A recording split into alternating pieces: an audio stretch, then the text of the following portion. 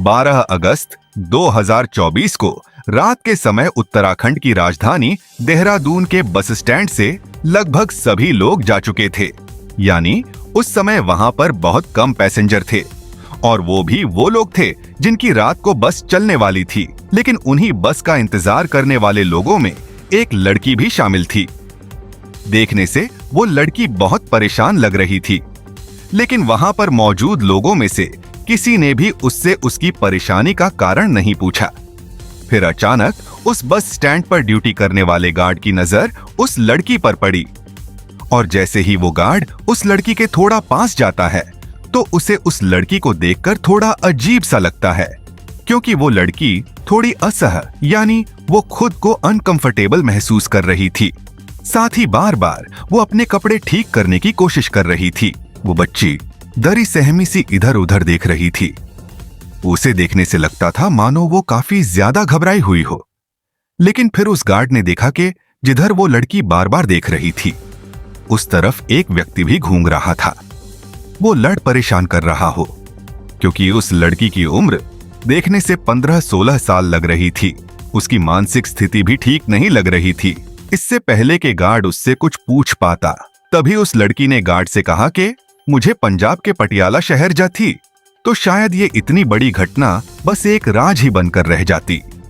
खैर, गार्ड को उसकी हालत कुछ ठीक नहीं लग रही थी, इसलिए गार्ड तुरंत चाइल्ड हेल्पलाइन नंबर 1098 पर कॉल करता है और उनसे कहता है कि सर, यहाँ दून ISBT के प्लेटफॉर्म नंबर 12 पर एक नाबालिग लड़की खड़ी है।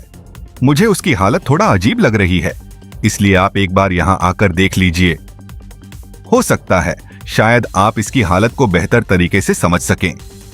सूचना मिलते ही चाइल्ड वेलफेयर की टीम बस स्टैंड पर पहुंचती है और फिर कुछ देर बाद पुलिस भी वहां पर पहुंच जाती है और उस गार्ड से लड़की के बारे में पूछने लगते हैं। गार्ड ने उस लड़की को जिस कंडीशन में देखा था वो सारी चीजें उसने पुलिस वालों को बता दी। इसके बाद पुलिस उस लड़की के पास पहुंचती है और जब पुलिस वालों ने उस लड़की को देखा तो उन्हें भी पहली नजर में यही लगता है कि इस बच्ची के साथ यहाँ पर जरूर कुछ तो गलत हुआ है और हो सकता है जो व्यक्ति वहां पर घूम रहे हैं उनमें से कोई उसे परेशान कर रहा हो। जब पुलिस वाले और चाइल्ड वेलफेयर कमेटी के लोग उसके पास पहुंचते हैं, वो लोग उससे बात करने की कोशिश करने लगते हैं। वो उस लड़की से बात करने की कोशिश करती है। लेडी पुलिस ऑफिसर उससे पूछती है कि बेटी, तुम कहाँ की रहने वाली हो और तुम कहाँ जाना चाहती हो।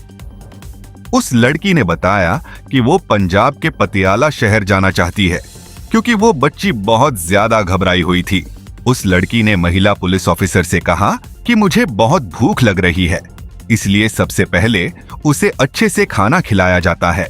इसके बाद जब लड़की थोड़ा रिलैक्स होती है तो लेडी ऑफिसर उसके पास बैठकर फिर से उसके साथ बात कर रहा था, क्योंकि उसके साथ जो दरिंदगी की गई थी उसके बारे में बताने के लिए ना तो उसे कुछ समझ आ रहा था और न ही वो किसी को बताने की हिम्मत जुटा पा रही थी। खैर, अगली सुबह उसका ट्रीटमेंट भी शुरू कर दिया जाता है, क्योंकि पुलिस जब लेडी ऑफिसर ने उससे पूछताछ करनी शुरू की तो उस पुलिस ऑफिसर तुरंत समझ जाती है कि इस बच्ची के साथ उसके बाद दोबारा फिर महिला पुलिस उसके पास जाती है।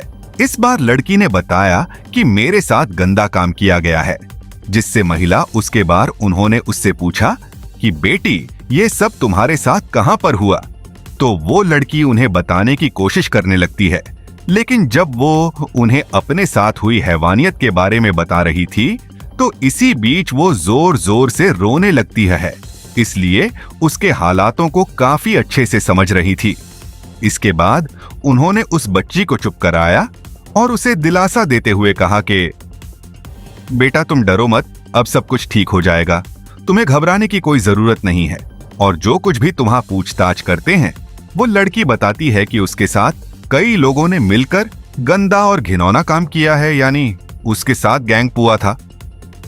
इसके बाद पुलिस वालों को पता चलता है कि उसके साथ ये हैवानियत उत्तराखंड के देहरादून बस स्टैंड पर हुई है। अब क्योंकि वो बस स्टैंड था इसलिए वहां पर कई CCTV कैमरा भी लगे हुए थे।